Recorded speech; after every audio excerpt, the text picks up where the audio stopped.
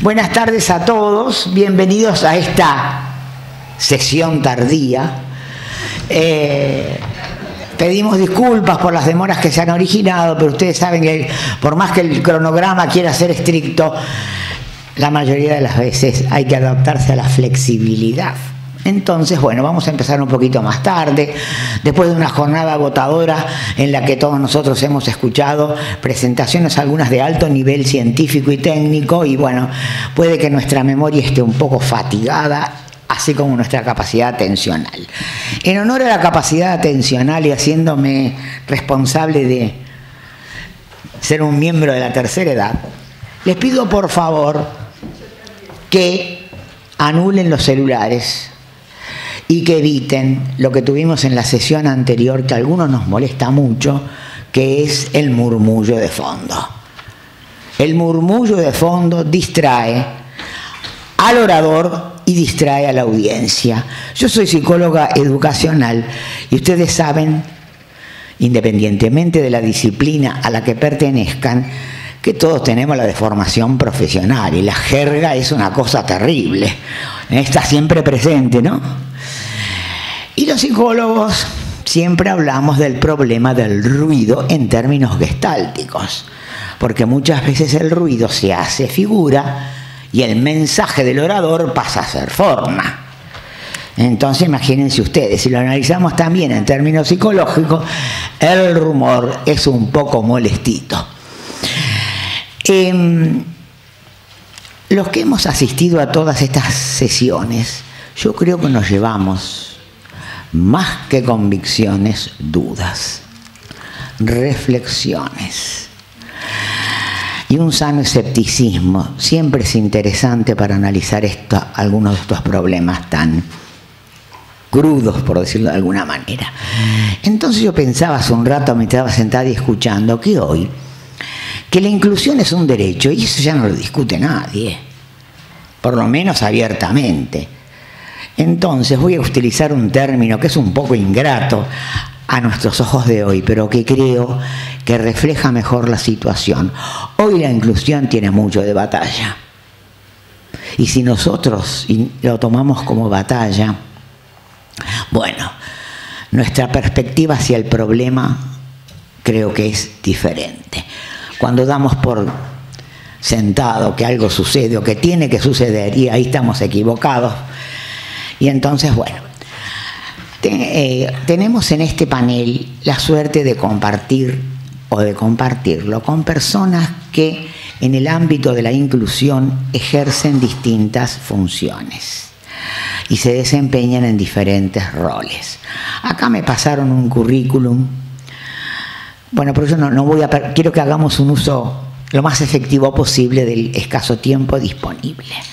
Entonces tenemos en esta mesa Alicia Ligabue, que es la que va a hablar en primer término, que es una docente especializada en discapacidad intelectual, que tiene una larga trayectoria desde los niveles más bajos, podemos decir, no sé si bajo es la palabra correcta, en la formación de gente, como es haber sido directora de una escuela, y el director indudablemente es un formador, a haber expandido su labor en distintos distritos y lugares del país. Luego tenemos también la fortuna de contar entre nuestros participantes a Nora Dubini, que es actualmente la directora de Educación Especial de la Ciudad Autónoma de Buenos Aires, que también tiene una amplia experiencia y que probablemente nos puede ilustrar acerca de las problemáticas institucionales en torno de la inclusión. Luego tenemos una persona, Carolina, que se desempeña como docente de una escuela, tiene dobles funciones docentes, que es muy interesante. Una es una escuela hospitalaria y otra es una escuela domiciliaria. Y que se ha dedicado también, o sus estudios se han orientado en torno de la llamada estimulación temprana. Y también tenemos a Susana Strahler, que es educadora y directora de una escuela normal, corriente, común o como les guste más llamarla. Nuestra secretaria es Karina, que no la veo. Acá está Karina. Karina Goodson, que nos va a ayudar en el manejo del tiempo y que va a ir tomando perdón, algunas notas de modo que podamos hacerles llegar a ustedes alguna comunicación en torno de las cuestiones que trataremos de enfocar en esta situación. Yo voy a leer 2 o 3 notas que fui tomando como para darle una introducción al tema. Voy a ser breve. Ustedes podrán o no compartir algunas de las notas que tomé a lo largo de todos estos 2 días de intensa labor. Una es que reiteradamente se habla del pediatra como médico de cabecera. Entonces uno se pregunta, en la educación, ¿quién es el cabecera o la cabecera? ¿La madre? No sé. ¿La maestra de apoyo? No sé. ¿La maestra de especial? No sé. Pero evidentemente, fíjense ustedes que en general, acá lo que dice la gente es que, el pediatra es mi consejero. En algunos casos, pobres pediatras, les preguntan cosas que más vale preguntárselo a tu mamá. Pero en otros casos me guía, me orienta. ¿Qué sería si no fuera por mi pediatra? Y yo pienso en mi propia experiencia como madre, para mí el pediatra era una figura importante. Yo vivía en La Plata en esa época y había un pediatra muy conocido. Ustedes saben que en La Plata todos nos vamos pasando los datos. Y decía, tráeme la nena. Bueno, yo decía, había que esperar todo esto de que los pediatras, en general muchas veces la asistencia individualizada implica que te dan turno a las 11 y entras a la 1:30 de la tarde, en el interín la chica que tengo hambre, que no sé qué. Y yo le decía, no te la traigo más porque me haces esperar, me haces perder tiempo. Y él, ¿saben qué me decía? No, dice, los padres de los niños sin problemas tienen que venir a hacer el service, porque si no, ¿de qué vivimos los pediatras? Como señalándome que en realidad los casos especiales eran menos frecuentes y lógicamente así lo son.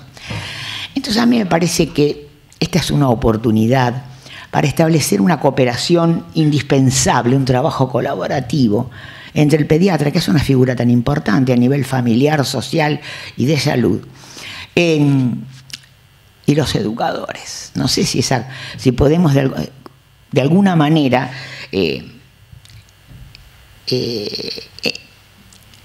profundizar los lazos y hacer que ambos sean importantes, ¿no es verdad? Pensando también en la concepción implícita que tiene la gente acerca del pediatra. Si a un padre, a una madre o a la persona con discapacidad le da un consejo o una orientación el pediatra que discrepa de la que le da el educador, no tengo necesidad de decir a quién le va a llevar el apunte.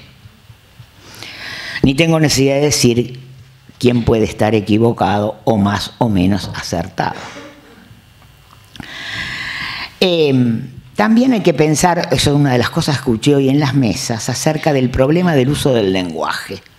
No solamente del lenguaje técnico, sino de lo que podríamos o el lenguaje coloquial o médico, sino que también lo que podríamos pensar en torno del lenguaje prescriptivo a un lenguaje de corte más flexible. Estoy hablando en ambos casos. El hecho de que usted debe, los padres tienen que, la persona, y cuando en realidad hay muchas cuestiones que son más preguntas que respuestas, ¿no? Entonces el enfoque, no digo deliberativo, pero sí flexible lo suficiente como para plantear interrogantes o para plantearlo como hipótesis. Los epistemólogos de la salud nos dicen que todo tipo de tratamiento es una hipótesis acerca de lo que va a pasar, pero que de ninguna manera es una certeza. Y lo mismo sucede en el campo de la educación. Por eso a veces uno se extraña de que se le diga a la gente tiene que hacer tal cosa. Y caramba, qué seguridad, ¿no? Qué grado de certidumbre. Bueno, ¿por qué o cuáles son algunas de las razones que justifican esta conjunción de saberes? Una de ellas es porque el docente actúa como, el maestro, el educador, como les guste llamarlo, actúa como animador. Es un animador personal, grupal y cultural o social. Otra de las razones es que el sistema es una forma de proveer alternativas. Y bueno, la alternativa de la inclusión, imagínense ustedes, que tenemos que preguntarnos cuando damos consejos cuál es la realidad de la escuela común y de la escuela especial en las diferentes situaciones. Otra de las cuestiones que, bueno, nuestros invitados se van a referir es al hecho de que estar no es participar. La inclusión no puede ser compulsiva y el hecho de que el chico esté o lo pongan en la escuela tal o cual o que vaya 1 hora, 3 horas o todo el horario, estar no significa participar. Entonces los alcances de la participación son un tema importante. ¿Cuándo se participa? ¿Qué significa estar incluido? ¿Qué hay que hacer para verdaderamente tener cierto grado de evidencia acerca de que la persona, el niño, adolescente o adulto está incluido? Que no es propio solamente de la discapacidad. Por lo tanto, con lo que dije anteriormente, no hay decreto ni imposición que te asegure que la inclusión se va efectivamente a realizar. Está muy de moda hablar de inclusión. No voy a hacer citas, pero no hay más que prender la tele. Bueno, ahora tenemos la veda, estos 2 días nos van a dejar de torturar con las plataformas políticas, pero todo el mundo habla de inclusión. Ahora, sería interesante preguntar, dígame, señor, señora, doctor o doctora, ¿qué entiende usted por inclusión? ¿Usted está incluido? Entonces, es también un término multívoco, equívoco, y que tenemos que, bueno, tratar de reflexionar sobre el tema. Una moda, un eslogan por una inclusión social. ¿Y qué es eso? ¿Dónde empieza? ¿Dónde termina? ¿Cuál es la naturaleza? ¿Cuáles son los alcances? Hay alguna serie de conceptos teóricos que, bueno, no es el momento pero la inclusión se basa en la idea de modificabilidad fundamentalmente cognitiva. Eso es un concepto, un constructo teórico importante. Es decir, tratar de incluir es tener en cuenta un concepto como la modificabilidad, ¿no? Que es uno de los nuevos ingredientes, por decirlo así, de los paradigmas que hoy se refieren a la provisión de soportes y demás, ¿no? Entonces, piensen ustedes en la terminología del pasado, de un pasado no tan lejano, donde está plafonado, es ineducable, está deteriorado, pusiste la lápida y ¿quién se la saca? ¿Para qué lo vas a mandar a una escuela común si tiene X expectativa de vida? Sí, bueno. Otro aspecto que es interesante para tener en cuenta es que la inclusión no es una cuestión de todo o nada. Y que la inclusión se puede concebir como una posición a lo largo de un continuo, desde la inclusión más completa, por decirlo de alguna manera, a la inclusión parcial, incompleta, transitoria, etc. Si nosotros concebimos a la inclusión como un estado o como una posición a lo largo de un continuo, nuestra actitud frente a las estrategias que la hacen posible van a cambiar si la concebimos como deberíamos concebir muchos rasgos educativos, psicológicos, sociales, como posturas a lo largo de un continuo.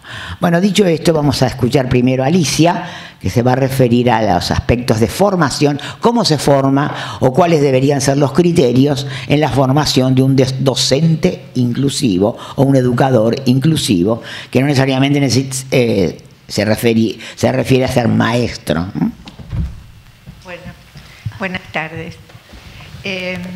Hace 20 años, más o menos, que me dedico a la formación docente, viniendo de educación especial.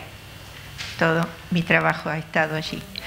Y quiero decirles que he recorrido el país, y de norte a sur, y de este a oeste, lo que escuché durante todo este tiempo, y todavía se sigue escuchando, no estoy preparado. ¿Lo escucharon ustedes? A los docentes cuando les dicen que no están preparados. Bueno, yo al principio me lo creí ingenuamente y dije, hay que prepararlos. Y entonces empecé a trabajar intensamente, incluso me llamaban ya diciéndome el título, adaptaciones curriculares. Parecía que saber hacer alguna adaptación curricular ya te daba la posibilidad de atender a cualquier niño.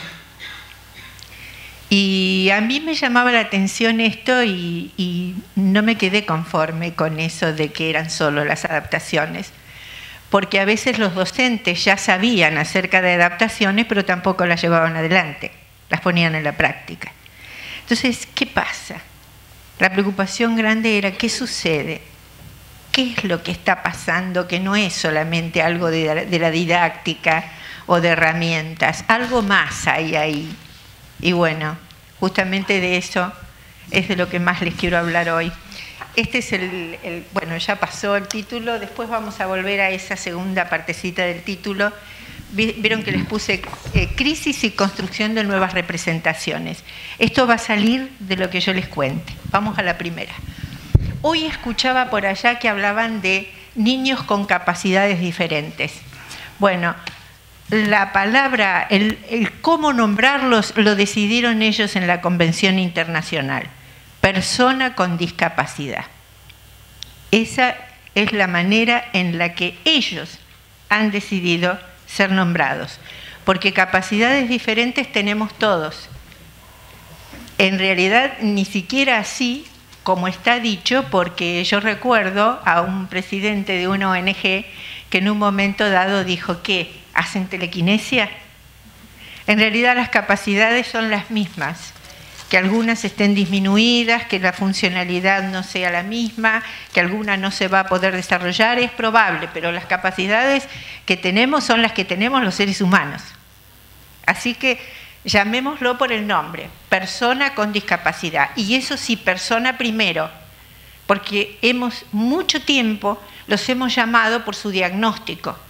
Y este es un error enorme. Yo recuerdo en las escuelas cuando me decían, ay, tengo un chiquito con síndrome de Down, que a veces era chiquito, y si no, llegó un paralítico cerebral, un PC, exacto, y llegaba con un diagnóstico, y resulta que es persona, tiene nombre, tiene identidad, después tiene lo otro que lo analizaremos posteriormente. Pero fundamentalmente en la escuela es un niño más. Bueno, hay algunas cuestiones que aclarar. Cuando nosotros hablamos de educación inclusiva, estamos hablando de una sola escuela para todos. Eso es educación inclusiva. Una escuela en la que asistan todos los niños todo el tiempo. A eso se le llama inclusión. Esto no significa que yo les diga que esa es la prescripción, que rápidamente entremos en eso, porque coincido con lo que dice María. Pero si vamos a hablar, da uno más, ahí está. Es esta la escuela inclusiva. Es el modelo social, y decimos que la inclusión se apoya en el modelo social porque es un niño que va a ir a la escuela y ya no es él el que tiene que acomodarse y estar en las mejores condiciones para ingresar a la escuela, sino es una escuela que se tiene que acomodar para recepcionar a ese niño teniendo todas las herramientas y las condiciones para poder educarlo. ¿Se dan cuenta que está al revés? Nosotros veníamos preparando niños. ¿Qué les parece a ustedes si ese niño que nosotros en otras épocas llamamos con retardo mental leve, un niño muchas veces clínicamente sano, producto de los sistemas socioeconómicos de un país, que ha nacido desnutrido ya desde la panza, desnutrido luego en la vida, sin la salud, sin contención, sin amor, a veces con hogares muy disfuncionales? ¿Qué pasaría si a la hora de ir a la escuela yo le digo que venga como la escuela lo prefiere, lo quiere, de esta manera? No entraría a la escuela. Entonces, es la escuela la que va a ver de qué manera con ese niño que tiene esas condiciones de vida o determinadas características, qué podemos hacer con ese niño desde la escuela, que justamente se dedica a educar en general a todos los niños. Una más. Esto también tenemos que tener en cuenta. Hoy cuando habló la señora, que creo que ahora se me fue, hablaba de su hija, ¿se acuerdan la última que quiso hablar? Bueno, y yo ahí recordé todo esto porque fui maestra hace muchísimos años, por los 60, imagínense, maestra de educación especial. Así que he vivido los paradigmas. Bueno, sin irme muy lejos, vamos a revisar el siglo XX, pero a 1000, porque no va a haber tiempos. Inicios del siglo XX, ¿para qué la vida si es un error de la naturaleza? Y mejor no en familia, en macroinstituciones, porque en familia son peligrosos. ¿Quién dijo que son peligrosos? Y bueno, es lo que se sabía. Somos hijos de una cultura. Y de lo que se sabía era de lo que hablábamos. Así sean mitos, prejuicios, preconceptos, miedo, rechazo, y ni imaginar la educación. ¿Por qué? Porque son incapaces, no van a aprender. ¿Y quién dijo? Es lo que se sabía. En ese momento histórico, la persona con discapacidad fue totalmente invisibilizada. Pero llega a mediados del siglo XX y siempre es la ciencia la que cambia al hombre y le pone otras perspectivas. Y justamente la ciencia, y fue la psicología, en el desarrollo pleno del conductismo y también el auge de los test, como metodología de investigación psicológica, que empieza a averiguar quién es esa personita, cómo es. Y bueno, y ahí tenemos algún dato más. Entonces, a mediados del siglo XX, más veces sí a la vida, más veces quedarse en familia, pero ojo, desintegrados, porque estar en familia no siempre es formar parte de la familia. Yo recuerdo en mis épocas de docente de preguntarle a la mamá en el mes de marzo, ¿dónde anduvieron en el verano? Con la idea de tener un poco de letra y comenzar a conversar con los chicos. Y nos fuimos de vacaciones, pero a Juancito no lo llevamos, porque se pone nervioso, porque no descansa bien, porque las justificaciones son nobles. Pero no fue. Así estaba en familia. Pero bueno, lo bueno que tiene mediados del siglo XX y que nos pone a nosotros como país en sintonía con el mundo, es que se crea, primero se dice sí a la educación para ellos, y se crea el sistema paralelo, que lo llamo así a educación especial, que se va armando en todo el mundo, en todas partes. Y nosotros, les digo en sintonía, porque en el Hospital Sor María Ludovica de La Plata, aparece en el año 49 la primera escuela especial. Y fíjense que dónde nace, ¿no? Esto para mostrarles la impronta médica. Nace allí, de la mano de un licenciado en Ciencias de la Educación, que fue el profesor Vitalone, y el doctor Pesino, médico. Juntos con la primera escuela especial. Y después sí, clasificamos a los chicos, categorizamos y bueno, se armó todo el sistema paralelo. Es decir, educación sí, pero aparte, no con el resto.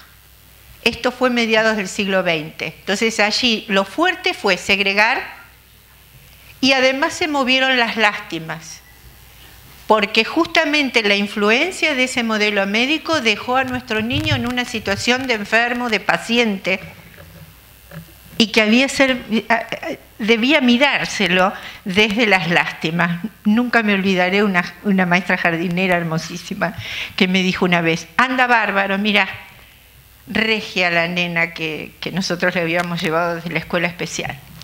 Dice, muy bien, a veces escupe y tira de los pelos, pero pobrecita, me dice, tiene síndrome de Down. Y yo digo, bueno, mira, yo te voy a dar una mala noticia. El síndrome no viene ni con la escupida ni con la tirada de pelo.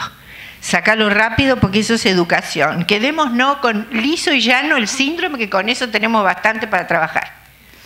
Pero lo otro saquemos lo urgente.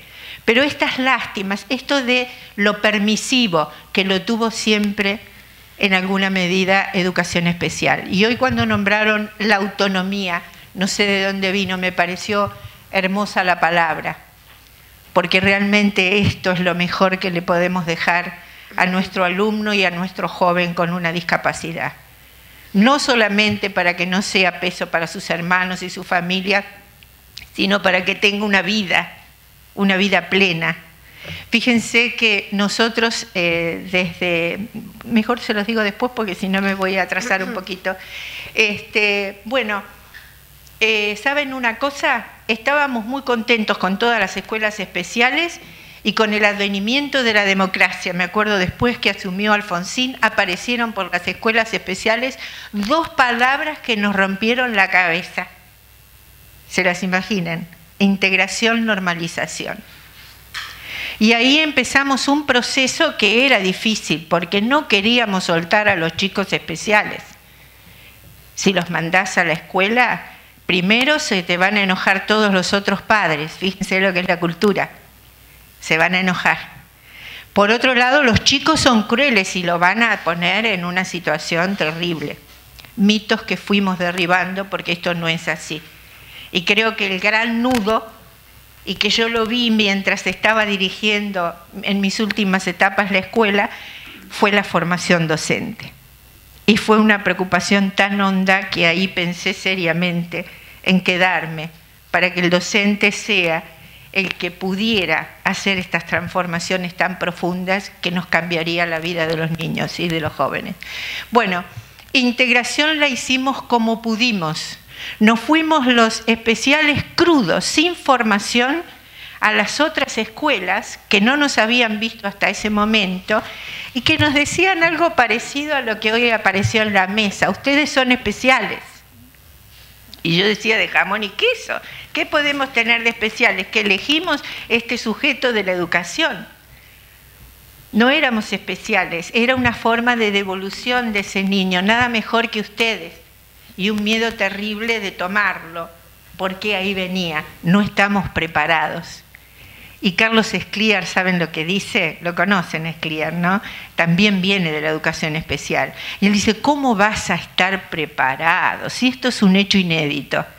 Es la primera vez que lo vas a tener enfrente. Date la posibilidad de conocerlo. Decí fuerte, ponelo en palabras lo que sentís. Sabés que vas a sentir tal vez algo feo porque sos hijo de esta cultura. Y fíjense lo que sale muchas veces. Yo escucho a los docentes cuando hablan de algún niño y sale la cultura. Sale lo que nos han enseñado. Como hacía mi abuela cuando era chica, que yo ahora con los años me doy cuenta qué niño teníamos enfrente, ¿no? Mi abuela decía, crucemos enfrente a Lisita, no lo miremos, pobrecito. Era una hemiplegia espástica, nada más que eso. Pero cruzábamos, y yo digo, mi abuela no sabía con qué nieta se estaba metiendo, que en la vida después se dio ese permiso, porque uno se da ese primer permiso. Y es cuando después no sabe si uno los eligió a ellos o ellos nos eligieron a nosotros, porque se produce algo ahí que no nos podemos distanciar más. Bueno, la integración, les reitero, la hicimos como pudimos, porque no hubo formación de recursos humanos, ni por el lado de común, ni por el lado de especial. Yo este último tiempo, cuando dijeron todos al secundario, incluidos las personas con discapacidad, pensaba qué susto tremendo deben tener mis colegas especiales, porque cuando fueron a hacer integración muchos no conocían el currículum de la escuela común y en esas condiciones aterrizaron en un lugar inhóspito porque no nos esperaban con los brazos abiertos. Era algo muy nuevo y no estábamos tampoco formados para prepararlos para ese momento. Y bueno, se hizo como se pudo. Hoy, recorriendo el país, escucho las cosas más diversas que se puedan imaginar. Algunos van 2 horitas, otros hacen un recorrido para refrescarse en el jardín y en primero ya hay que ir a la escuela especial. De todo pasa, como que también hay muchos que han terminado el secundario y están haciendo un terciario en una provincia donde yo he estado mucho tiempo, incluso con María, provincia de Santa Fe, y hemos visto cosas muy llamativas, lo cual no significa que sean todos. Por eso sería bueno no generalizar más. Hoy María hablaba de inclusión y de ese cuidado de... Yo coincido. Uno, si habla de una escuela, imagínense que estamos pensando en la reconversión de un sistema educativo, porque hay un sistema paralelo que ahí está. Y UNESCO, Rosa Blanco, habla de reconvertir ese sistema paralelo. Esto si se decide, porque hay que tomar una decisión para hacerlo, debe ser en términos de proceso, con el tiempo, preparando recursos, con convicciones muy sólidas, dando opciones, posibilidades, no pensar que es todos o ninguno. Es decir, ir viendo de qué manera podemos ir instalando. Porque ¿saben qué discutimos? Miren, hay una gran confusión. Escuela especial no es lo mismo que educación especial. Yo la educación especial la llevo puesta y la llevo donde ustedes quieran. Y la puedo llevar de excelente calidad, no necesito mudarme de lugar ni esconderme detrás de una pared. La educación especial está más viva que nunca y en la medida que la diversidad se atienda va a estar más, reitero, viva que nunca. Acá estamos discutiendo el ámbito, ¿dónde la vamos a dar? Y el ámbito menos restrictivo es el ámbito que más lo beneficia a nuestro niño y a nuestro joven. ¿Por qué?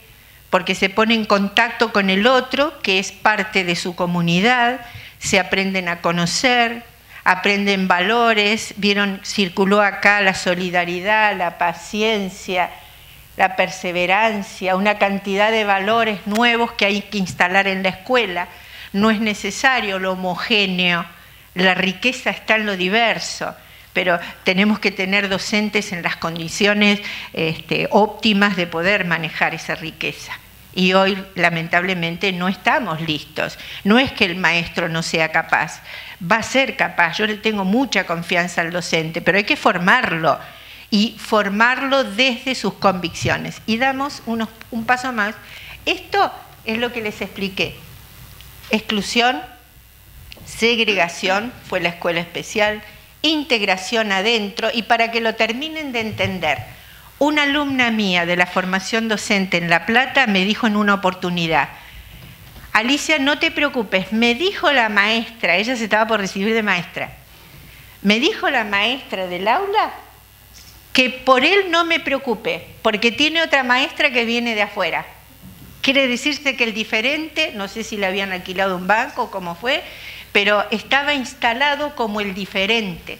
Esto estigmatiza mucho más a un niño, no es la forma de trabajar. Y es eso lo que muchas veces hemos hecho con la integración. Hubo otras escuelas donde ha habido estos grandes maestros integradores que en la escuela se los llamaban los particulares. En una escuela decían: no entendiste matemática, anda a la particular que ella te enseña todo. Y la particular era la integradora, que como tenía algunas herramientas más, todo el mundo podía aprender con ella. Bueno, una más y ya terminamos, ya nos vamos. Esto se los traje dibujadito, porque miren, nosotros paulatinamente, con los roles fuertes que influyen en nuestra vida, como son nuestros padres y los docentes, y las escuelas en las que hemos transitado, nosotros vamos incorporando todo lo que viene desde afuera y así construimos cultura, así hacemos operaciones mentales, unas influyen sobre nuevas operaciones mentales, vamos construyendo creencias. Yo llegué a todos estos análisis que tienen que ver con las representaciones sociales, porque a veces me dicen los docentes: media escuela está dispuesta y media escuela no está dispuesta. Y entonces se enojan. Y es lo peor que podemos hacer, porque el compañero que todavía no se dispuso es porque carga con todo esto. Tal vez no esté en condiciones, pero yo digo, si somos nos preocupamos tanto por los tiempos de los niños y decimos más pacientes, más tiempo, demos lugar, ¿cómo no pensar en los tiempos de nosotros, los adultos, que también venimos con averías, con problemas, a veces no conformes con que todos los niños estén en un aula? No todos los maestros quieren tener a un niño de esos que no les gustan. Mis alumnas me decían: algunos me gustan menos que otros, de lo diverso. Es decir, algunas o discapacidades o tipos de niños eran más agradables que otros niños. Y esto viene de cada uno y esto hay que hacer una mezcla en la institución educativa. Lo importante, uno más, es que estamos en las escuelas con otro sujeto de la educación. Miren qué variedad. Con patología de base, diversidad de contextos, historias escolares diversas, hogares disfuncionales, funciones del pensamiento descendidas, excluidos del sistema que reingresan y otras culturas. Y tal vez ustedes le puedan poner alguno más. Todo esto es la diversidad que está en la escuela. Hay escuelas más diversas que otras. Yo he estado en el basural de Chipoleti, y la escuela del basural tiene los niños que junto a sus padres trabajan ordenando la basura. Son niños, como me dicen los docentes, todos tienen necesidades educativas. Acá no te puedo decir que hay ninguno como a algún maestro le gustaría tener. Acá todos los chicos tienen grandes problemas y los maestros tenemos que estar preparados para abordarlos y darles la mejor educación. Y una cosa importante, que me remito otra vez a lo que decía María, la inclusión hay que hacerla con cuidado, con paciencia, mirando bien, porque saben que tenemos que pensar que si esto se decreta y no se siente realmente y no estamos convencidos y no es algo que estemos decididos a construirlo entre todos, vamos a dar acceso, sí, porque incluso ya se ha ampliado el acceso a la educación. Pero si no le damos acceso al conocimiento, yo no sé si esto es tan bueno. Y hay que ser honesto. Yo les decía hoy a la entrada a gente que conozco, casi me puedo considerar una entregada a la inclusión. No me cabe duda, yo lo siento, pero no soy fanática como para no pensar que también con esto podemos llegar a hacer daño si no somos prudentes, inteligentes, cuidadosos, haciendo las cosas con criterio, como corresponde, como adultos. Y nos vamos. ¿Saben de qué hablo acá?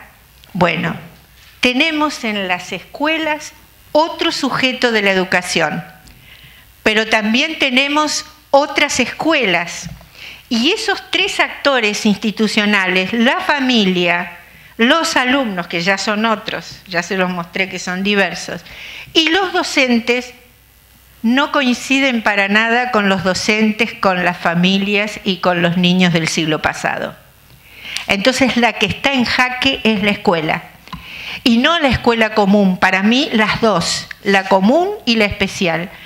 Porque la común, que nació como nacen todas las escuelas comunes en cualquier país junto al nacimiento de los estados, nació con la modernidad, donde las familias eran otras, las escuelas eran homogéneas, eran elitistas, hasta el género definía en algunos momentos quién va y quién no va. Yo tuve una mamá que se quedó cuidando hermanos en la casa y los varones sí hacían el secundario. Esa escuela que se inicia de esa manera y no iban todos a la escuela, luego cuando tuvo a la escuela especial, ¿escucharon esto? Ese no es para nosotros, que les tomen una prueba porque él no se tiene que quedar acá, no es para nosotros. ¿Escucharon eso? Y eran para nosotros, los especiales. Entonces, la escuela pudo sacar del circuito, de lo común, de lo convencional, a todos esos grupos que atendimos nosotros los de especial. Y no solo porque tengan discapacidad, muchos de ellos estaban allí. Yo creo que la discapacidad se aparecía, ¿saben por qué? Porque los test están plagados de cultura. Y entonces al tomar un test, lógico, cuando entrábamos en el vocabulario, a la cuarta palabra no sabían qué era. Y era la marginalidad misma que la teníamos en educación especial, que es una cuestión ética, hay que devolverla rápidamente al sistema. Entonces, la escuela mientras pudo quitar, y además se desmintió a sí misma, y ahí tienen por qué. Se disolvió la promesa de la modernidad, no pudo ¿Se acuerdan cuando nos pedían números sobre deserción escolar, problemáticas de aprendizaje, fracaso escolar? La escuela no daba respuesta y hoy todavía está problematizada. Imagínense cuando aparecimos nosotros a decirle que había uno más que iba a ingresar. Entonces, el nuestro venía a desequilibrar la escuela. No, no venía a desequilibrar, estaba desequilibrada y ahora con uno más no podía. Y la escuela especial... Y me voy. Perdón, María, ya me voy. La escuela especial le pasó lo mismo. ¿Por qué? Porque nosotros también nos desmentimos a nosotros mismos. Se los digo de todo corazón y no me arrepiento de nada de lo que viví en escuela especial ni de todo lo que di. Pero la verdad es que faltó autonomía. Hoy lo dijo Blanca. Nosotros hablábamos por ellos. No construimos subjetividad, no dimos lugar al deseo. A él le gusta tal cosa y tal otra. Un papá en Bahía Blanca me dijo que cuando salían los sábados en familia, a un grandulón de 37 años con discapacidad, agarraba la carta al papá y le elegía lo que va a comer. Esto es porque no se le dio nunca un lugar. Es decir, ahí no circuló el deseo. No se construyó subjetividad. No se trabajó la autonomía. Y anunciamos una inserción laboral que no la pudimos hacer. Y no la pudimos hacer, ¿saben por qué? Porque no los habían visto nunca. No se vuelve. Alicia, te voy a sacar el micrófono, sí, porque no le estás quitando el tiempo a tus colegas, por favor. Un placer. Ni una palabra más porque los dejo a ellos. Bueno, ante nada quiero agradecer a la Sociedad Argentina de Pediatría la invitación que me ha hecho en carácter de la directora de la modalidad de educación especial del Gobierno de la Ciudad de Buenos Aires. No me fue fácil hacer este escrito, teniendo en cuenta que estoy en un ámbito poco conocido para mí, que es el ámbito médico, y pensar en las trayectorias de cada uno de ustedes no es tarea fácil si quiero que se lleven algo de lo que voy a decir. Para poder compartir con ustedes algunas cuestiones, tomé estudios que tienen que ver con investigaciones de países latinoamericanos y europeos. Tomé uno en particular, uno de España, lo elegí por lo contemporáneo del año del 2010 y porque presentaba rigurosidad científica que confirmaba los datos de los otros estudios que insinuaban muy cálidamente. El estudio es la primera noticia, estudios sobre los procedimientos profesionales, las vivencias y las necesidades de los padres cuando se les informa de que su hijo tiene una discapacidad o un trastorno del desarrollo. Pude ir armando algunas ideas, articulando en relación a las áreas salud, educación, médicos y maestros.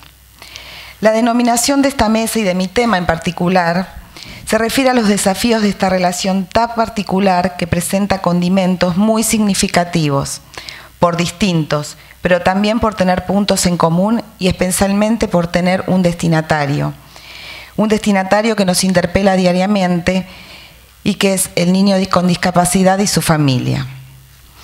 Es salud quien interviene antes que educación. Es el médico, pediatra, neonatólogo, psicólogo, psiquiatra, el que tiene la responsabilidad de dar la noticia.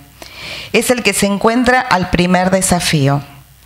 En el ámbito de la atención temprana se conoce como primera noticia el momento en que un profesional da cuenta a los padres de que su hijo presenta una anomalía congénita, una discapacidad, un trastorno o un retraso del desarrollo.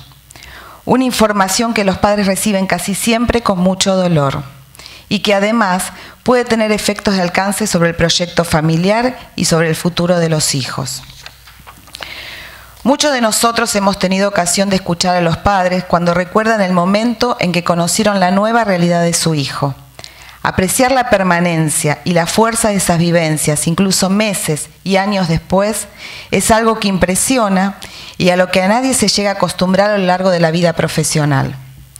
Muchos padres coinciden en describir la llegada de esa noticia como el momento más doloroso de sus vidas, una situación de conmoción y angustia en la que emergen y se confunden sentimientos y pensamientos. Les cuesta imaginar ese nuevo escenario, resituarse para entender y decidir lo que pueden y deben hacer. Dar esta primer noticia es un desafío que para muchos profesionales de la salud es motivo de inquietud y desasosiego. Se encuentran ante la necesidad de valorar su importancia, conocer, entender y abordar de manera profesional los efectos cognitivos y afectivos de la información que transmiten. Documentarse sobre las implicaciones funcionales, evolutivas y sociales de diagnósticos que no suelen ser habituales en su práctica diaria. Asumir y comprender el rol que juegan en un proceso de largo alcance. La revisión de la ya extensa documentación científica que se ha ocupado del tema, los testimonios de la familia, las manifestaciones recogidas de los grupos de padres, dan fe de la intensidad y trascendencia de estas vivencias para el común de las familias. Aunque cada padre o madre asimilará la noticia de manera diferente y asimismo las circunstancias y características de cada diagnóstico, el tipo e intensidad de la discapacidad, convertirá ese momento concreto en una situación muy variable y personal. Esta diversidad no puede obviar la frecuencia con que se producen situaciones de desencuentro entre padres y profesionales y la insatisfacción de un gran número de familias con el modo y manera en que reciben la noticia. No es menor el desafío al que se encuentran los médicos, la importancia de la información que se ofrece a los padres a la hora de transmitir el diagnóstico de una discapacidad. Una intervención adecuada propiciará el alojamiento de los niños con discapacidades en el seno de la estructura familiar. Escuchar a los padres y analizar sus opiniones han permitido identificar un conjunto de aspectos que se traducen, a mi modo de ver, en desafíos que los profesionales de la salud se enfrentan a la hora de dar la primera noticia. El tipo de discapacidad y su intensidad, conocer a la familia, cuidar al máximo el dónde, cómo y cuándo, cómo se da la primera noticia, procurar que los padres puedan estar juntos al recibirlas, verificar que han tenido la oportunidad de conocer al niño antes de recibir el diagnóstico, documentarse y prepararse para ofrecer una información clara, comprensible, concisa y abierta a las consideraciones y preguntas de la familia. Estar a disposición de los padres y ofrecerles oportunidades suficientes para aclarar sus dudas o derivarlas a otros servicios y recursos existentes. Facilitar a la familia el control de la situación, el acceso a segundas opiniones y a la toma de decisiones. La paternidad siempre está impregnada de ilusiones, esperanzas, expectativas, intensidad de sensaciones y emociones que colman de felicidad absoluta a los recientes papás. Son momentos en que los padres pueden volcar todas sus expectativas y propósitos para sus hijos, tanto proyectando sus propias ilusiones que no llegaron a cumplir, como creando unas nuevas. Pero en ocasiones se encuentran con acontecimientos que modifican todos estos planes y expectativas para crear otros, más cercanos a la nueva situación familiar. Este momento de aceptación y lucha se inicia en ocasiones durante el embarazo, otras veces nada más producirse el nacimiento y otras tantas tiempos después. Cada iniciación es diferente de las demás. Es un hecho claro que siempre al momento de recibir esa noticia es doloroso, triste, angustioso, según definen los propios padres, pero no es menos cierto que se pueda tratar de suavizar y tratar de amortiguar el dolor de estos padres que lo definen como el peor momento de mi vida. Un factor importante a la hora de asimilar esta información es el profesional que da la noticia. El profesional, neonatólogo, ginecólogo, pediatra, psiquiatra, psicólogos, que tiene el desafío de dar la noticia varía según el problema del desarrollo del niño. Esto puede deberse a que cada uno es detectado en diferentes momentos de la edad del niño. El lugar donde se recibe la noticia es importante para preservar la intimidad en los momentos duros a los que los familiares tienen que enfrentarse. Mayoritariamente las familias la recibieron en el despacho del médico. A pesar de este alto porcentaje, también se da en otros lugares, en la habitación de un hospital, en la sala de partos o en un pasillo. Según mi experiencia y los estudios que se han realizado, son pocas las familias que reciben la noticia en el colegio o en la guardería. Aquí nos encontramos con algunos aspectos a los que hice referencia a los comienzos de mi exposición. La relación entre médicos y maestros. Si bien puede ser el sistema educativo que detecte la discapacidad, continúa siendo el sistema de salud el que se encuentra frente a la difícil tarea de diagnosticar e informar. Sigo insistiendo en la ardua tarea de los médicos, ya que hasta las actitudes que mostró el profesional en el momento de informar a los padres acerca del problema de desarrollo de su hijo son esenciales en el modo en que los padres reciben, afrontan y asumen el problema. Dicho momento será recordado por los padres para toda la vida. Trataré de profundizar en las necesidades relacionadas con la primera noticia que podrían tener las familias con niños afectados con problemas del desarrollo. Se trata de necesidades de muy variada índole, tanto del lugar donde se comunica la información, como la manera de darla, como el papel que deben jugar los padres, así como el planteamiento de futuras visitas. No recibir demasiada información en un primer momento, estar con la pareja u otro familiar, lugar tranquilo e íntimo, importancia de la manera de informar, tiempo suficiente para una comprensión adecuada y posibilidad de preguntas posteriores. No cabe duda de que la noticia del diagnóstico de una discapacidad significa una pérdida casi siempre muy dolorosa para las familias y un recuerdo que permanece muy vivo. Pero en este sufrimiento se aglutinarían tristezas diversas, las motivadas por el sentido de pérdida o por la presencia de amenazas todavía no muy bien entendidas y definidas sobre su proyecto de vida, pero también la rabia o la impotencia ante lo que se considera injusto o imposible de resolver. Además, el impacto muchas veces brusco de un suceso que posiblemente nunca o casi nunca se imaginó. Esa impresión emocional es tal que casi todas lo recuerdan palabra por palabra lo que se les dijo en ese momento. Se significa de manera semejante a una pérdida muy grave e irrevocable, lo cual nos ayuda a entrever la profundidad de su realidad como padres o de su posicionamiento para hacerse padres, la intensidad del vínculo afectivo que ya habían establecido con el niño que tienen o con el que deseaban tener y que ahora consideran perdido. El impacto muy duro del diagnóstico revela la dimensión de la pérdida, su efecto demoledor sobre sus idealizaciones, un proyecto de vida ya muy elaborado que habían ido construyendo durante meses y que se les desvanece en un instante. Cada familia tiene un recorrido y una proyección propia, un sistema de reglas y recursos compartidos para orientar su vida que ahora tendrán que rehacer en circunstancias diferentes a las originales. Y en esa tarea necesitan contar con la calidad e intensidad de los soportes y ayudas de la comunidad de la que forma parte, pero muy particularmente de los profesionales. Como vemos, aún el desafío del profesional de la salud no se ha diluido. Continúan con esa responsabilidad y ese gran desafío. Los padres de los niños con discapacidades suelen atravesar un periodo en el cual se han identificado las emociones y comportamientos característicos del duelo. Incredulidad o negación, desesperación, apatía, enojo, miedo, pena, a lo largo de un tiempo relativamente largo y con diversos altibajos, sin que exista un orden predefinido de aparición de los estados afectivos y con manifestaciones que son también variables dependiendo del tipo de discapacidad, de las idealizaciones depositadas en los hijos y de los recursos de cada persona. Ante el nacimiento de un hijo con discapacidad, algunos padres pueden experimentar sensación de que ese niño no es suyo, sentirse desvinculados respecto a él y no sentir la necesidad de acariciarlo, abrazarlo o mirarlo. La discapacidad del hijo se puede vivir como una injusticia. En estos casos, los padres no hacen sino poner de manifiesto el estigma social y los prejuicios que envuelven algunas discapacidades y que explican las dificultades que tienen ellos y muchas otras personas para relacionarse con el niño con discapacidad. La extrema importancia que le dan casi todos los padres es al modo en que se sienten tratados y a la forma en que los profesionales se refieren al niño a lo largo del proceso de información diagnóstica. Creo que tiene mucho que ver con el hecho de que se trata no solo del momento de la primera noticia, no es solo un acto informativo, sino también es un acto social muy relevante. Del momento de la primera interacción personal, la situación en la cual su nuevo estatus, el de ellos y el de su hijo, se pone en juego.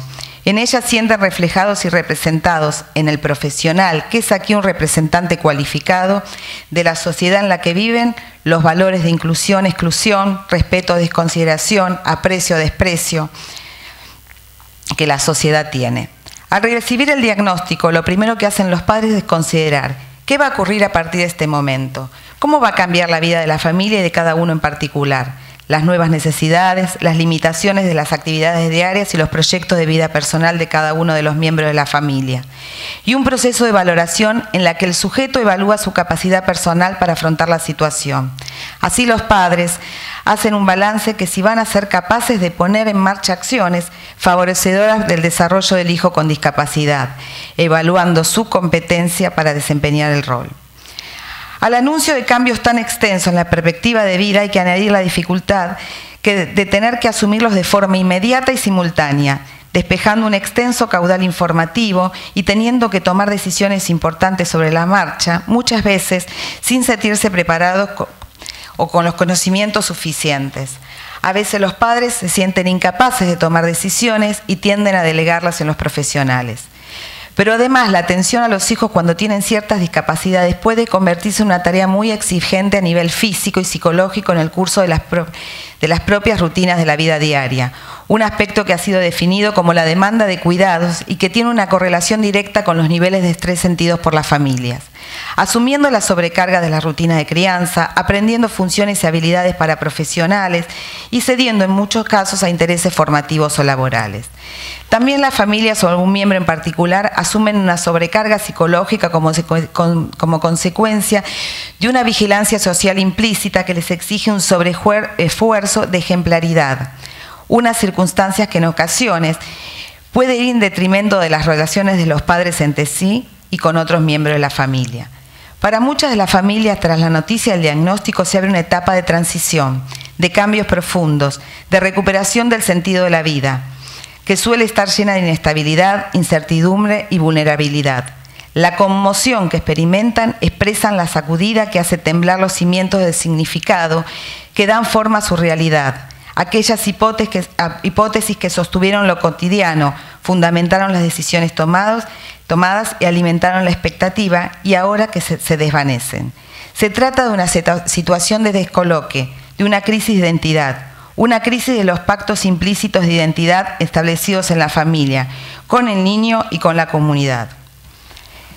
Tener un hijo típico que se mueve dentro de ciertos límites o parámetros evolutivos es un hecho tranquilizador desde el punto de vista de la entidad social, mientras que la presencia de una discapacidad es un hecho que desfigura negativamente ese imaginario y pone en suspenso el proceso de diferenciación a través de que padres e hijos se conocen y construyen su identidad personal. Coincidirán conmigo que el diagnóstico invade la identidad social y pone en cuestión todo un sistema de significados que se daban por descontados. La información diagnóstica es un acto de comunicación en el que están presentes dos realidades, la familia que recibe la información y el profesional que participa en esta relación desde sus propias vivencias emocionales. Por esta razón, muchas veces los profesionales pueden dejarse llevar por emociones derivadas de su vida profesional e incluso personal. Informar de una discapacidad contrasta dramáticamente con las situaciones habituales en donde la medicina y otras disciplinas del ámbito de la salud ofrecen oportunidades para superar enfermedades. En el caso de la discapacidad, el profesional puede creer erróneamente que al no poder ofrecer un tratamiento que cure, no puede hacer nada para ayudar a la familia, lo que le desencadena sentimientos de frustración o impotencia. La dificultad inherente del diagnóstico, la incertidumbre respecto a los pronósticos, la falta de información sobre los recursos, el hecho de valorar las capacidades de un niño en una etapa temprana de su desarrollo o la falta de habilidad para manejar situaciones de comunicación puede producir inseguridad en aquellos que se ven abocados a irrumpir en la vida de una familia con una noticia dramática. Ser el portavoz que descubre o que confirma a los padres el trastorno de su hijo puede desencadenar sentimientos de culpabilidad. Además, las reacciones de las familias pueden resonar en el informante creando nuevas emociones en él. Una respuesta de tristeza o miedo puede provocar compasión, la negación o la ira de la familia puede dar lugar a reacciones de defensa o estrés, de tal manera que se llega a bloquear la relación con la familia y se generan situaciones de desencuentro o sensación de falta de acompañamiento. Parece claro que la información diagnóstica debe considerarse un proceso y no debe limitarse a una sola intervención. Debe prolongarse a lo largo de este proceso y es en este largo recorrido donde el desafío de educación y salud se sustenta en el armado de redes y discursos compartidos, sin pérdida de la singularidad de cada una de las áreas, pero con el gran desafío de sostener y acompañar al niño con discapacidad y sus familias.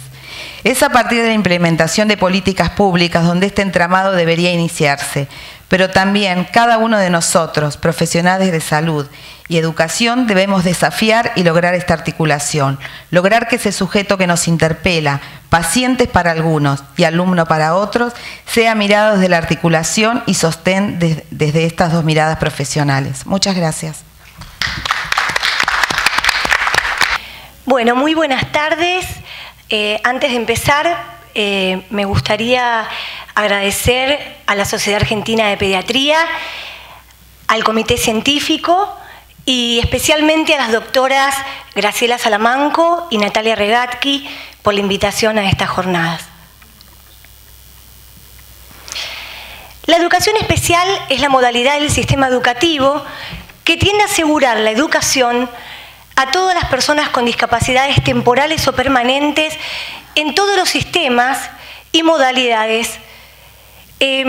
Cuando hablo de sistemas, cuando hablo de niveles, me refiero al nivel inicial, primario y secundario. En cuanto a las modalidades, algunas de las modalidades son, por ejemplo, la educación rural, educación especial, educación artística, intercultural bilingüe, hospitalaria y domiciliaria, y también educación para las personas que están privadas de su libertad, entre otras, ¿no? Sabemos que la educación especial se rige por el principio de inclusión educativa, y la inclusión educativa brinda atención educativa a todas aquellas problemáticas que no pueden ser abordadas por la educación común. El Ministerio de Educación, junto con el Consejo Federal de Educación, garantizarán la inclusión educativa de todas aquellas personas que tienen discapacidad en todos los niveles y modalidades. Esto lo dice el artículo 42 de la Ley Nacional de Educación. El área de educación especial se divide en tres grandes escalafones, ¿no? Como podemos ver, el A, el B y el C. Por razones de tiempo voy a ser como muy breve, pero quiero contarles que si entran a la página del Gobierno de la Ciudad, a la parte donde dice Educación Especial, bueno, ahí se detalla, se explica bien en qué consiste cada escalafón y los proyectos que tienen cada una de las escuelas, que realmente son muy buenos, estaría bueno que puedan visitarla. El escalafón A son las escuelas hospitaleras y domiciliarias que brindan atención educativa a todos aquellos niños que por razones de salud, trasplantes o tratamientos prolongados no pueden asistir a una escuela común. El escalafón B son los centros educativos y hay escuelas integrales interdisciplinarias que son las escuelas de recuperación, por ahí conocidas por ustedes. Los centros educativos para niños en tiempos y espacios singulares, que son los ex-CENTES, centros educativos interdisciplinarios, ex-SERI, y la Escuela para Niños con Discapacidad Motora, que es la ex-Escuela de Motores. En el escalafón C están las escuelas especiales, hay distintos tipos de escuela según la discapacidad. Discapacidad mental cognitiva, visual, auditiva, motora, pluridiscapacidad, severos trastornos de la personalidad y la escuela infantil, que es únicamente de atención temprana. Quiero decir también, antes, que el escalafón C también cuenta con una escuela domiciliaria, que es la escuela domiciliaria número 8, que al igual que el escalafón A, trabaja, digamos, tiene el mismo objetivo, solamente que trabaja con niños con discapacidad. ¿Cómo se solicita el recurso para un niño incluido en una escuela común? A través de las mesas de trabajo interescalafonarias. ¿Quiénes participan en estas mesas? Bueno, el gabinete central, que ahora son los equipos psicosocioeducativos, el EOE, que es el equipo de orientación escolar, representantes del escalafón A, del B y del C. Ustedes saben que la CABA está dividida en 21 distritos escolares.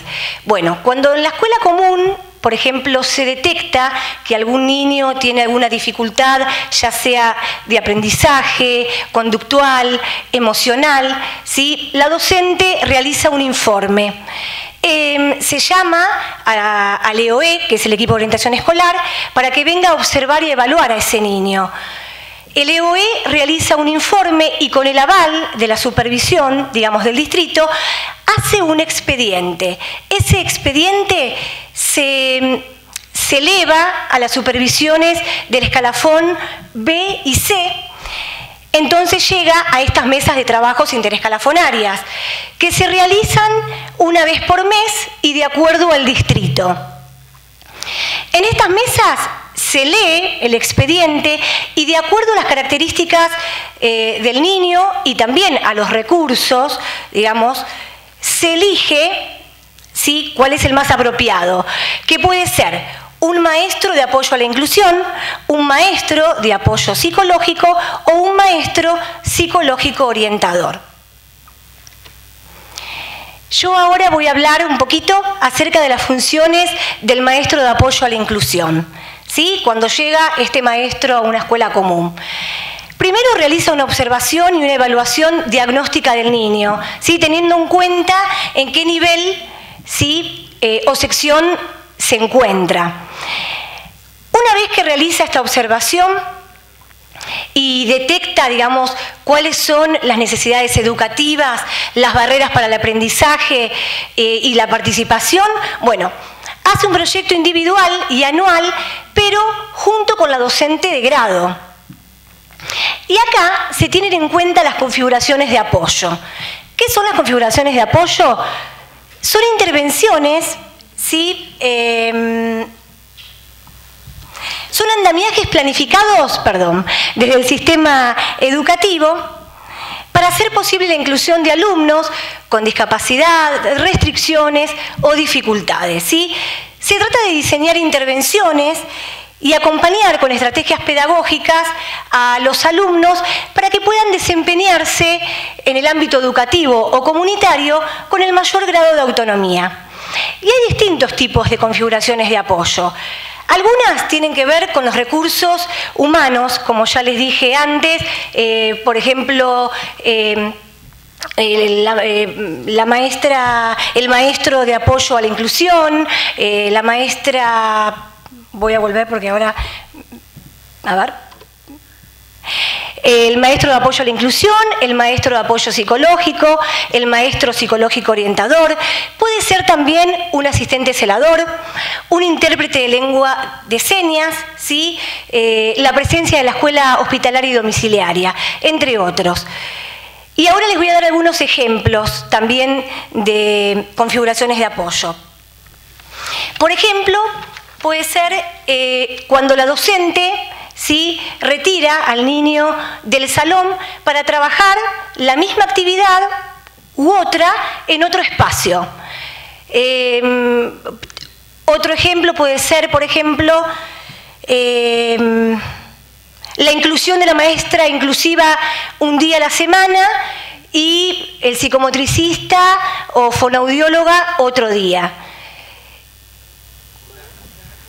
La profesora de plástica puede, después de haberles leído un cuento, les pide a los niños que hagan un dibujo utilizando, por ejemplo, lápices de colores.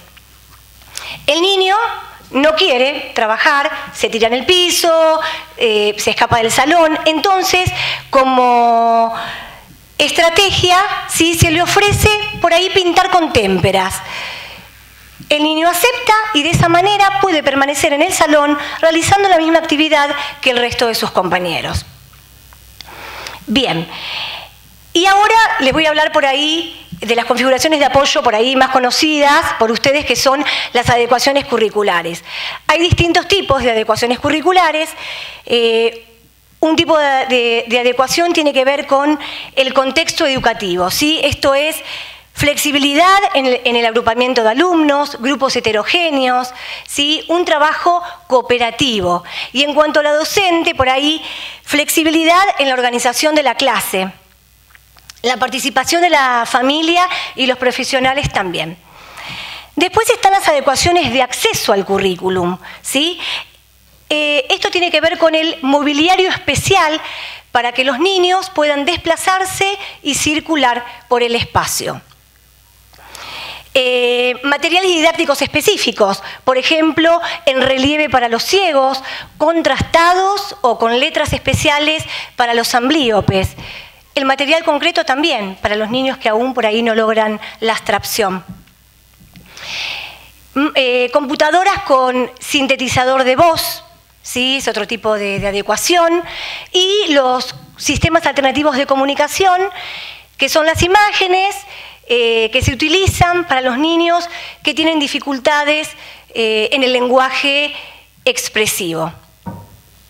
Por último, las adecuaciones curriculares propiamente dichas, que son las que se realizan en los objetivos, los contenidos, las actividades, las metodologías. A veces se puede sacar temporariamente o definitivamente algún contenido para incorporar otro, o la inclusión de algún contenido que corresponde a una etapa anterior. Otra de las funciones de la maestra de apoyo a la inclusión es realizar en el cuaderno, consignar, en el cuaderno o carpeta de clase la realización de actividades con adecuación curricular. El trabajo interdisciplinario, ¿sí? Acá cuando hablo de trabajo interdisciplinario me refiero escuela común, escuela especial, el equipo de orientación escolar, los profesionales que trabajan con el niño fuera de la institución, y si el niño tiene una PND, bueno, también reunirse con la PND y con el equipo, ¿sí? En las reuniones con los papás es muy importante contar y detallar cómo es el desempeño académico del niño. ¿Qué significa esto? Contarles lo que se enseñó, cómo se enseñó, cuáles fueron las dificultades, los logros, las estrategias que se usaron, los recursos. En estas reuniones, ¿sí?, también se va pensando el pasaje del niño a otro nivel, a otro ciclo, o la inclusión a otra institución escolar. Bueno, la asistencia técnico-pedagógico a los docentes de grado es otra de las funciones. Apoyar el recorrido escolar del alumno, realizar acciones tendientes a prevenir situaciones problemáticas.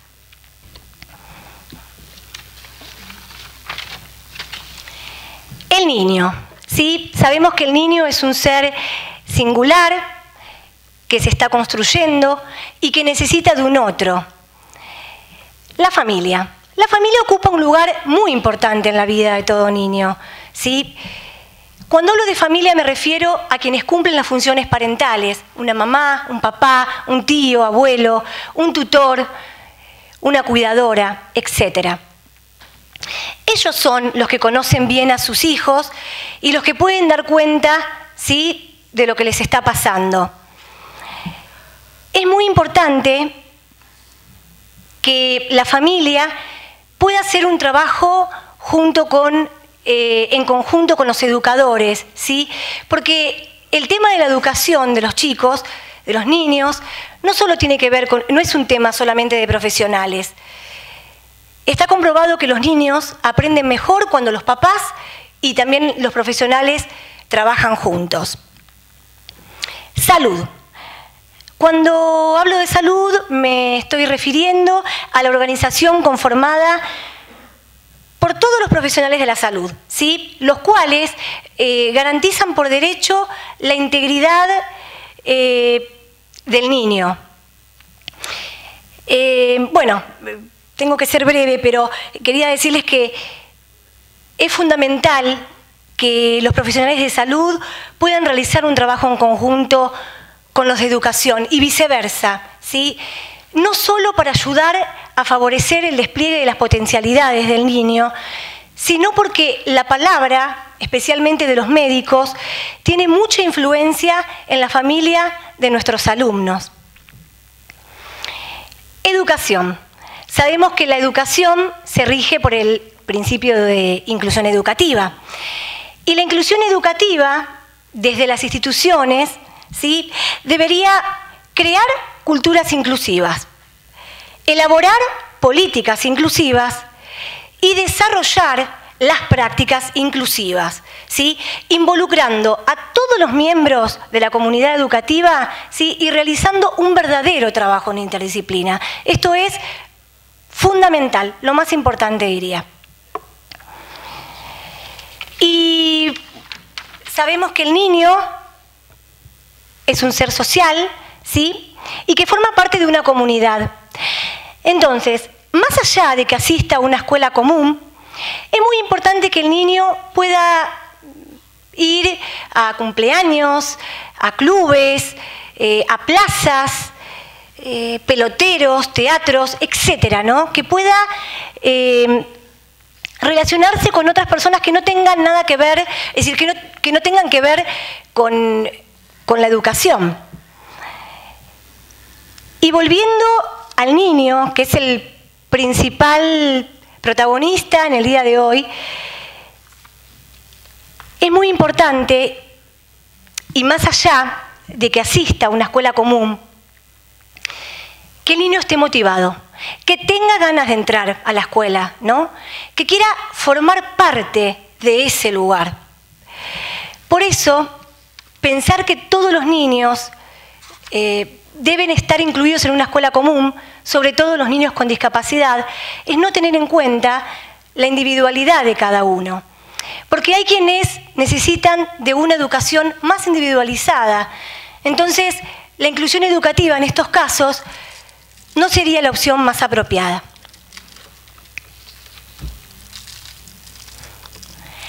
Para finalizar, pensé en algunas preguntas para que podamos reflexionar. La escuela común, hoy en día, ¿está preparada para trabajar con la diversidad? ¿Se realiza un trabajo en red? ¿Hay un compromiso de todos los actores que trabajan con el niño? ¿Educación especial trabaja como modalidad? Y la más importante para mí es, ¿nos preguntamos qué quieren o necesitan los niños? La inclusión de las personas con discapacidad es un compromiso de todos. Gracias. Y les dejo una bibliografía de consulta, ¿sí?, sobre la Ley de Educación Nacional y algunas resoluciones, sobre inclusión educativa para que tengan en cuenta. Gracias. En realidad yo agradezco muchísimo la invitación. Ponete Para mejor mí es el una gran micrófono. responsabilidad porque yo represento la escuela común. Entonces es muy difícil estar acá y poder contarles que el único camino que entendemos es la inclusión, pero que al mismo tiempo es un debate y es un camino a andar juntos. Entonces desde ahí voy a intentar contarles algunas cosas sin ser reiterativa, porque todo lo que dijeron mis compañeras es así, es en lo cotidiano. Caro terminó con preguntas y yo arranco con preguntas, quizás las mismas. Las preguntas son: ¿todos en la escuela, todos aprenden lo mismo? ¿Cómo recibimos a los que portan experiencias de vida diferentes? Integrar, incluir.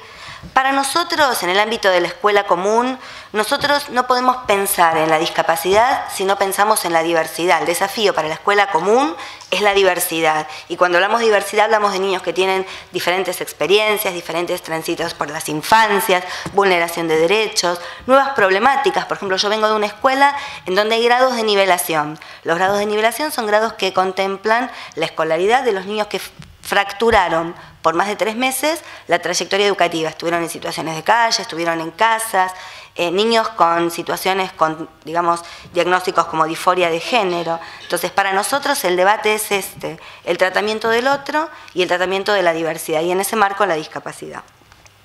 Y había puesto como una gran, digamos, hipótesis y esto de que un futuro que no esté determinado de antemano, un futuro que no sea una profecía de fracaso. Esto que decías vos y que decían mis compañeros, que cada intervención o la intervención de las personas que actuamos en el ámbito de la educación determinan, ¿sí?, que sea un fracaso, que se potencien las capacidades y sea una persona plena. Esto básicamente, ¿no? Pasamos a otro. También yo había pensado, como para plantear y dejar, digamos, picando, que hoy por hoy hay discursos políticos, o sea, hay discursos construidos. Hoy nadie puede hablar o nadie diría que la inclusión no es pertinente o que el conocimiento no se construye, porque seríamos políticamente incorrectos. Ahora, hemos avanzado mucho desde el plano de lo discursivo y por suerte en el plano de las normativas y las leyes, pero el desafío es en el plano de la práctica. ¿Cómo hacemos para que todo esto se genere en las escuelas en el marco de las acciones concretas? Es un debate, creemos que no hay respuestas, pero felicitamos que haya preguntas, porque si hay preguntas vamos a poder avanzar y seguir construyendo caminos juntos. La cosa es cuando hay respuestas cerradas y no podemos seguir pensando sobre las propias prácticas de enseñanza. Bueno, el desafío es ¿no? Reconocer la pluralidad de las experiencias educativas. Nosotros como escuela común, lo que tenemos muy fuerte como debate hoy es entender que venimos con los mandatos de la escuela normalizadora, de la escuela homogénea, que pensaba que todos los chicos de 6 años en primer grado terminan de leer y escribir y aprenden hasta el número 100, y cuando tienen 7 años pasan a segundo grado y aprenden. Entonces, está comprobado que no todos aprenden lo mismo en los mismos tiempos, y el debate justamente es ¿no? Empezar a entender que cada niño transita experiencias distintas de escuela y que tenemos que empezar a pensar no en la disciplina misma, en la currícula, en matemática, en lengua y demás, sino en el camino que cada nene hace, cómo transita la escolaridad. Y para nosotros el término es las trayectorias escolares. Y esta contemplación de las trayectorias escolares implica un camino individual de cada nene. Y en ese marco la discapacidad y la diversidad está contemplada, ¿no? Entendemos que esa es la única forma de entender un proceso de inclusión escolar. Entendemos también que antes los maestros, los buenos maestros, las buenas personas, hablábamos con nuestros alumnos de educación sexual integral y nos preocupábamos y les contábamos. Aquellos que teníamos por ahí algún familiar, hablábamos con los chicos de otras, qué sé yo, familias. Hoy por hoy estas no son cuestiones que tienen que ver con la voluntad individual de cada docente o cada persona que esté trabajando en el ámbito de educación, sino que son parte de los derechos que tienen los niños y la responsabilidad que tiene el Estado y la obligación que tiene la escuela de garantizarlos. Entonces hay una responsabilidad y un compromiso de la escuela en este sentido. Obviamente no estamos a la altura y estamos en camino de construir debates y accionares, pero es indiscutible que, como decía acá mi compañera, la escuela tiene que dar cuenta de la diversidad de situaciones y tiene que poder generar diferentes formas de enseñar para que todos aprendan. No lo mismo, pero todos tienen que aprender. Esto nos parece que tiene que ver con construir una escuela más democrática y una escuela más igualitaria. La otra. Para nosotros, pensar en las trayectorias escolares implica inevitablemente pensar en cada proceso individual de los chicos. Por eso es importantísimo que educación y salud estemos de acuerdo, que podamos conversar 1 y 1000 veces por teléfono, en entrevistas, porque hay que ir monitoreando y evaluando cada dispositivo que se genera para cada chico. Entonces, esto implica sí o sí singularizar la mirada, mirar a cada niño, obviamente en un contexto de grupo, pero para cada niño tenemos que tener un dispositivo y un camino diferente, una planificación especial en relación a las necesidades de este niño y de lo que este niño va avanzando. No nos preocupa en realidad que los chicos avancen lento, lo que nos tiene que preocupar es que haya detenimiento en el aprendizaje. Poner el acento en la biografía escolar, que implica esto, ¿no? El camino que cada niño va haciendo. Correr la mirada de la estructura de la disciplina. Nosotros nos encontramos generando, tratando de tranquilizar a los maestros, porque yo les digo, bueno, no importa que no aprendan hasta el número 250.004, no importa, lo importante es que vayan a... ¿Qué te propusiste hasta acá? Bueno, vamos a enseñarle de diferente forma con mi compañero, vos no pudiste, bueno, llamá al otro maestro de primero, vamos a ver si entre los 3, con la compañera, podemos generar algo más de aprendizaje. Entonces, esto es tranquilizador, porque en realidad los maestros también queremos que los chicos aprendan mucho, mucho, mucho, todo, y lo que las familias y los médicos también nos piden que enseñemos. Entonces hay mucha carga sobre los maestros en este sentido, y también hay una mirada muy fuerte desde lo social que pretende que la escuela enseñe, y a veces la mirada está puesta en esto de poder medir, en la cantidad y no en la calidad. Entonces implica también corrernos de ese lugar y entender que hay que empezar a pensar y evaluar lo que el niño va aprendiendo, acredita lo que va acreditando. Esto inevitablemente nos pone en un debate muy grande, que quiero contarles, porque habemos los que estamos más convencidos y habemos los que no, que implica repensar la escuela. La escuela que nosotros conocemos, la escuela común, graduada, no nos sirve para trabajar con los niños con discapacidad, no nos sirve para trabajar con los niños de hoy. ¿Sí? Los niños transitan de formas diversas la infancia y transitan de formas diversas la escuela. La escuela, para poder dar cuenta de los aprendizajes, tiene que empezar a flexibilizarse, tiene que empezarse a concebir como una escuela más ciclada, en donde los chicos puedan concluir los aprendizajes no en un grado, en un proceso, en diferentes momentos. Implica sí o sí la organización de los contenidos de otra forma. Implica también que la propuesta de enseñanza incluya a otro. El maestro a puertas cerradas ya no sirve el maestro que cree que todo lo puede. Entonces, sí o sí, este debate de cómo incluir implica repensar la escuela. Y cuando hablamos de repensar la escuela, hablamos de repensarnos a nosotros. Y nosotros también tenemos limitaciones, porque somos alumnos de nuestras escuelas, maestros de nuestras escuelas, alumnos de los sistemas terciarios. Entonces, es un debate fuerte. Estamos dispuestos a darlo, estamos construyendo en el camino. Obviamente no nos asusta equivocarnos, nos asusta no intentarlos. Y en ese sentido, nosotros queremos contarles a ustedes, los médicos, porque realmente hay profundas contradicciones. La escuela que tenemos no es la escuela que queremos o la escuela que necesitamos. Esto no da por tierra, vuelvo a decir, que el único camino es la escuela para todos. Pero bueno, hay que transitarla. Es un debate y hay que poner cuerpo. Y bueno, y en ese marco yo había puesto lo de las paradojas. Y no quiero como detenerme mucho porque muchos de ustedes contaron. Pero, por ejemplo, nosotros sabemos, porque escuchamos, que ahora la inscripción es a través del sistema online. Entonces, una familia, una mamá que costosamente logró un dispositivo de inclusión en una escuela común, en un distrito, cuando digo costosamente, es costosamente, porque esto de las interescalafonarias a veces tarda meses, y hasta que el niño recibe un recurso, tarda meses, y por ahí este recurso es una vez por semana, 4 horas, ¿sí? Entonces también es ineficiente y no es lo que se necesita. Por ejemplo, esta mamá dificultosamente consiguió para su hijo un dispositivo que implicaba una maestra de integración, una escolaridad reducida, bueno, lo que sea. Este dispositivo fue evaluado y le dicen a esa mamá que el niño necesita permanecer en el grado porque no logró acreditar, porque es pertinente. Entonces, ¿qué hace? Por ejemplo, inscribe a su hijo online en otro distrito, por ejemplo, en un primer grado. Nosotros nos encontramos con estas listas y tardamos también un buen mes largo en poder conocer la historia del chico, en poder diagnosticar, en poder ver y en poder descubrir que este nene tenía un montón de recursos en nuestro distrito. Entonces digo, estas cosas son paradojas, porque son las cosas y las contradicciones con las que lidiamos. Entonces, qué bueno sería pensar que médicos y maestros estamos siguiendo el proceso de cada chico y podemos dar cuenta a partir de la comunicación que tengamos de esto. ¿Por qué no también orientar a los padres, a las familias y decirles que no siempre lo que el papá quiere es lo que es lo mejor para el nene? Porque si pensamos en cuestiones de derechos, este nene tiene derecho a crecer feliz y tiene derecho a aprender. Y por ahí en esta escuela que el papá desea, pero que tiene 3 pisos y escalera, no sea la mejor para este nene.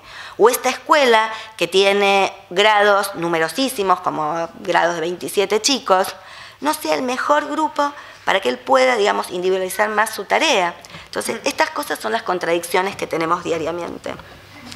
Quiero contarles también, porque me parece correcto, que felicitamos, en lo personal felicito, las nuevas resoluciones que tienen que ver con las definiciones de políticas de inclusión. Por ejemplo, la resolución 174, que es la que indica que es promoción, vulgarmente decimos promoción directa de primero a segundo, los niños pasan de primero a segundo, nosotros decíamos no pueden repetir. Realmente es un criterio de éxito porque está comprobado que los chicos terminan de alfabetizarse en segundo grado. Pero también estas resoluciones, desde el nivel de lo discursivo, son correctísimas y las saludamos porque quiere decir que hay leyes de las cuales no podemos ir para abajo.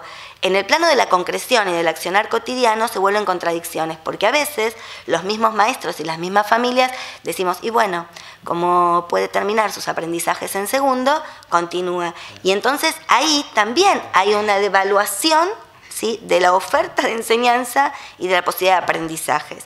Y en las familias esto también impacta, ¿sí? Uno diría hay un relajamiento de la exigencia. La verdad es que es bueno pensarlo en estos términos porque también implicaría violentar algunos derechos que tienen los niños, que es el derecho a generar y a acceder al conocimiento, ¿sí? A ver qué más me puse. Y también quería contarles esto del ingreso de las APND, que quedamos que lo iba a decir yo, que las APND son acompañantes personal no docente. Son las únicas personas que entran a los ámbitos de las escuelas que no provienen, digamos, del sistema educativo. Son agentes externos, son un derecho que le asiste a las familias, ¿sí?, que a través de sus obras sociales, a través de las normativas, acceden a un acompañante personal del niño. Pero también tenemos que decir que este acompañante personal no es un dispositivo de integración pedagógica. Es un acompañante que va cuerpo a cuerpo, que a veces, según la individualidad, puede trabajar muy bien con el maestro, puede trabajar muy bien con el maestro integrador, pero depende de la individualidad. Pero en sí mismo no es un dispositivo de integración pedagógica, es un acompañante. Este ingreso de las APND se aceptó, se permitió, creo que tiene que ver obviamente con la política educativa, en el marco... Sí, en el marco de las dificultades que tiene la escuela para poder generar los recursos que necesitan estos niños. Pero también es cierto que hay una reglamentación y que hay que cumplimentar con esa reglamentación, y en lo personal quiero contarles también que, como paradojas, también existen distintos circuitos de reproducción de la vulneración de derechos, porque la APND es un derecho que le asiste a los niños y a las familias que tienen obras sociales, y tenemos muchos niños con discapacidad y vulneración de derechos y diversidad de infancias que no tienen obras sociales, entonces también se les es negado. Entonces estas cosas están presentes en la escuela. Yo las cuento porque tienen que ver con las posibilidades y la realidad. Esto no quiere decir que no tengamos que seguir trabajando para la inclusión y la integración, pero a la hora de poder evaluar y pensar, sería deseable que todas estas cuestiones también entren en cuestión. ¿Sí? A ver, pensar que los chicos, por estar sentados con nosotros y con otros niños, que es súper valioso, están generando experiencias significativas de la construcción y del acceso al conocimiento, a veces es falso. Por eso volvemos a la necesidad de pensar estrategias y dispositivos personales para cada niño que pueda contemplar diferentes situaciones, incluso tal vez otra modalidad. Esto básicamente. Bueno, y después contarles, porque también quiero vender a la escuela pública y a la escuela común, que en el marco de la escuela trabajamos mucho y que tenemos que sacarnos el sombrero 1 y 1000 veces. Las intervenciones que hacemos los docentes, las intervenciones que hacemos desde los ámbitos de educación, muchas veces son pertinentes, muchas veces no son pertinentes, pero sepan ustedes que está en el deseo digamos, de los docentes y de las personas que trabajamos en el ámbito de las escuelas, generar las mejores estrategias y posibilidades para todos los niños. La verdad es que, bueno, es como decían por acá, estamos probando, no nos es fácil. Y contarles, por ejemplo, que en el marco de las normativas tenemos un montón de herramientas que a mí como directora me habilitan, por ejemplo, a decir, Carolina, aunque no acreditó todos los contenidos, Caro, aunque no acreditó todos los contenidos, va a promover a tercero y después va a promover a cuarto, y cuando le hacemos el boletín decimos, este niño promovió, ¿sí?, a tercero o a cuarto con tal y tal contenido acreditado, y es una decisión institucional que este niño continúe su escolaridad con este criterio de contenidos a trabajar. Eso es bueno, porque son decisiones que tomamos en el ámbito de la escuela. Entonces eso también es interesante que ustedes lo sepan. ¿Sí? Existe una flexibilización de los contenidos y de los modelos, ¿sí?, de evaluación y acreditación. Tenemos diferentes proyectos trabajando en las escuelas. Es muy fuerte la necesidad de entender que un maestro solo no puede dar cuenta de todas las necesidades, que tenemos que trabajar con proyectos integrados y que por ahí si este nene conmigo no tuvo onda, por ahí con este maestro pueda avanzar un poco más. Y por ahí con el maestro de música, que es su fuerte, y el maestro de segundo, podamos generar estrategias especiales para este chico.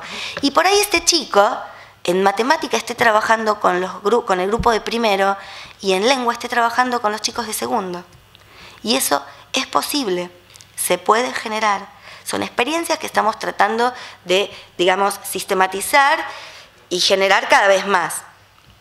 Nada, creemos que También tenemos que pensar a la hora de pensar los dispositivos de inclusión en las características de la escuela. Hay escuelas gigantes, hay escuelas pequeñas, hay escuelas chorizos.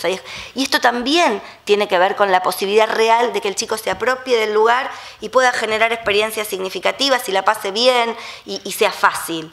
¿Sí? A ver, si hay niños que tienen dificultades motrices y tenemos el baño a 3,5 kilómetros y no tengo celadora motora, por más que haya buena voluntad, es difícil pensar en términos de inclusión. Entonces, estas cosas son elementos que hay que tener presentes y obviamente lo bueno de todas estas experiencias nuevas y de las nuevas normativas tiene que ver con que esta decisión no pasa a ser una decisión individual del maestro o del director, que quiere o no quiere, sino de un equipo. Entonces, en el equipo podemos debatir diferentes miradas y diferentes formas de entender el dispositivo para cada chico. Para nosotros es muy fuerte y muy importante esto de los puntos de partida. Tenemos un diseño curricular, ¿sí?, que plantea que para poder evaluar los procesos de aprendizaje tenemos que pensar y poder evaluar desde dónde parte cada niño y en función del punto de partida definir el caminito que va a hacer en relación a la adquisición de los conocimientos y en relación a eso poder evaluar. Porque, a ver, si a un niño que fracturó, para no hablar de discapacidad, que no vino a la escuela por 3 meses, lo voy a evaluar como un niño que viene todos los días y que estuvo todos los días en la escuela, estoy generando una injusticia. Entonces, esto de poder evaluar los puntos de partida, proponernos planificaciones concretas para estos niños y después ir viendo en trayectos cortos cómo vamos siguiendo, es sano y es bueno. Y quiero contárselos porque no sé si saben que en el marco de la escuela común existen estas herramientas. Y también existe esto que yo les contaba que se llama promoción acompañada, promoción asistida y promoción acompañada. Quiere decir que existe la posibilidad de que los niños vayan promoviendo de un grado a otro, ¿sí?, en tanto la escuela siga siendo graduada, con algunos contenidos acreditados y otros por seguir trabajando. Así que es muy importante. Para nosotros abrir la puerta es potenciar los aprendizajes.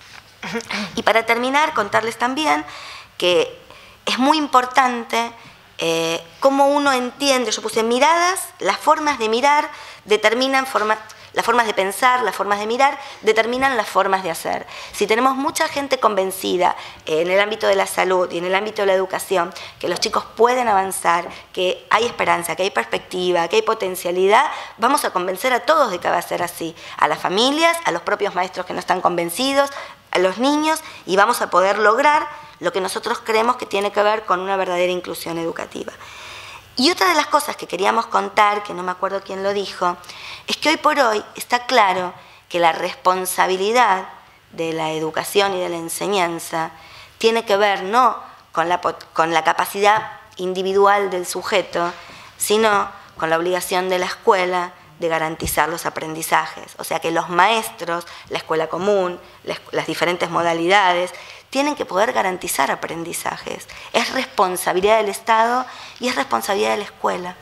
Quizás no vayan a aprender todo lo que nosotros quisiéramos que aprendan, pero hay responsabilidad y hay obligación en ese sentido. Por eso yo puse que la educabilidad se define en la relación educativa misma y no en la naturaleza del alumno.